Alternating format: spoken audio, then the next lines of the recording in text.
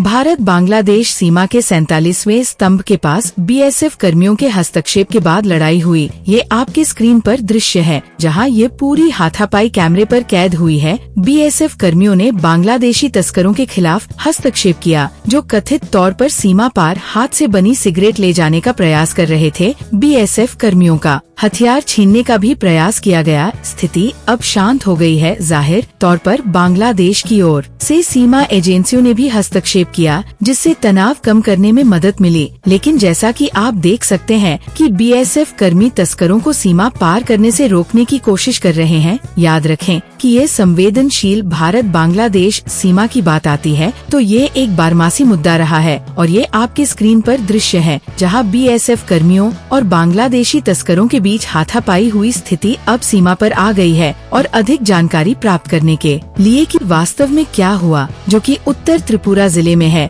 और भारत और बांग्लादेश के बीच पिलर संख्या 75 में है। और यह चैट मगुरु है कि वास्तव में क्या हुआ था कि कुछ तस्कर भारतीय सीमा से बांग्लादेश में हाथ से बनी सिगरेट की तस्करी करने की कोशिश कर रहे थे। जब इन दो बांग्लादेशी बीएसएफ जवानों ने उन्हें रोकने की कोशिश की तो उन्होंने इन जवानों पर हमला कर दिया और जवानों से हथियार छीनने की कोशिश की और वे बांग्लादेश की सीमा में भाग गए। भारतीय सेना ने बांग्लादेश क्षेत्र के अंदर उनका पीछा किया और फिर दूसरी तरफ से लोग बाहर आए, गालियां सुनी, अपशब्दों का इस्तेमाल किया और वे वास्तव में कुल्हाड़ी और एमएस लेकर भारतीय सेना पर हमला करने के लिए बाहर आए। और फिर बांग्लादेशी प्रतिद्वंद्वी बीजीआर बाहर आए और फिर दोनों तरफ की सेनाओं के बीच कुछ बातचीत हुई। और फिर स्थिति यह है कि अब ये वास्तव में बहुत चिंताजनक है, क्योंकि ये पूरी सीमा तनावपूर्ण है। और न केवल इस हिस्से में बल्कि काश शहर में, धर्मनगर के अन्य क्षेत्रों में, चटला में ये सभी सुरक्षा बढ़ा दी गई है। और